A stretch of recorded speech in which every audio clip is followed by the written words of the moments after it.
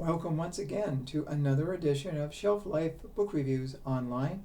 Thank you very much for taking the time to watch my video, which hopefully you will find informative. And when you go to your local bookstore, you will consider purchasing the book that I'm going to review.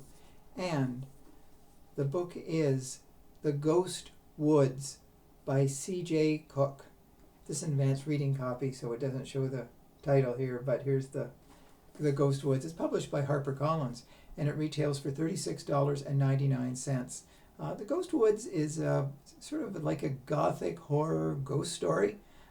It's got a lot of elements going for it. It's a creepy tale set in two time periods, 1959 and 1965.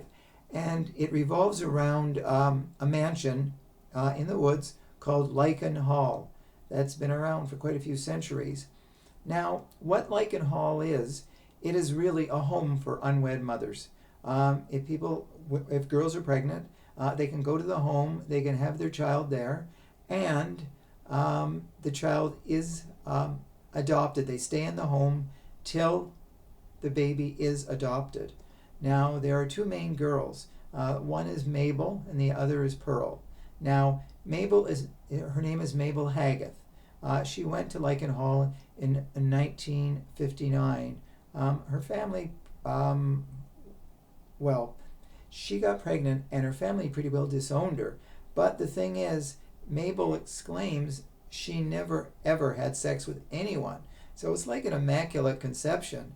But Mabel also talks about she seems to have ghosts in her bones, and they seem to react to what's going on around her. If she's upset, the ghosts react. And it's a fascinating concept that she has ghosts inside her body. So she goes to Lichen Hall, and she meets, the Whitlocks. Mrs. Whitlock is really the person who runs the hall, and her husband, Mr. Whitlock, he has a lab there, and he's sort of like a mad scientist type of person. He does experiments with bugs and things like that, and fungi, mushrooms are all over the place. So it's an interesting concept. Now, we also meet Pearl Gorham, who goes to the home in 1965. And she is a nurse who's fired from her job, and she's disgraced pretty well, and so she goes there to have her child as well. Now, she has been asked to tutor the grandson of the Whitlocks. His name is Wulfric, and he's an interesting person. He's not told. I don't think we're actually told his age, but I guess he's close to maybe teenager. So he's an interesting character too. Now there are three other women who we do meet, actually, who were young girls who went there to give birth. They are Areta, Ramai, and Morven. Morven is sort of like the cook and the person who takes care of things around Lichen Hall. There aren't too many people working there, but Morven seems to do most of the tasks in the hall. Now, as we find out, Mabel has her baby, and it's adopted. This couple who she doesn't like take the baby, but a couple of weeks later they bring the baby back because they want no part of it. So she calls the child Sylvan, and we see later that Sylvan and Mabel are in the woods.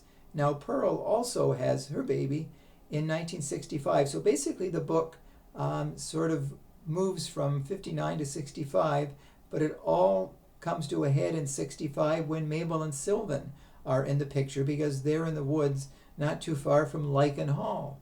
So, but there's something out in the woods. It is if at night there is some creepy creature that interacts with the people, and it gives us the question of what is out there. And it's like there's almost witches, demons, fairies, and they sort of move around the mushrooms, which seem to have their own magical properties too. So as we find, Mr. Whitlock has dementia, and we aren't too sure whether Mrs. Whitlock is abusing him or not. So there are a lot of questions to the puzzle, and it is a puzzling book, but it is still, the creepy undertones are what keeps you reading on and on and on. And C.J. Cooke has done an excellent job of just having that gothic type of horror. It's very subtle horror. It's not an in-your-face type of, gross the person out type of horror. But there is a murder in the house. Someone does die. I'm not going to say who. But it's as if the woods are coming alive, and the branches are branching out in many ways. So really, this has got a lot of things going for it. So if you're looking for a very different kind of horror / gothic ghost story, The Ghost Woods is definitely the book that you should be considering very seriously. So hopefully if you do purchase the book, you will let me know whether you do agree with my review. So until we meet again, stay safe, stay sane, and do stay in touch. And I will see you at the bookstore. And thank you again for watching. Bye for now.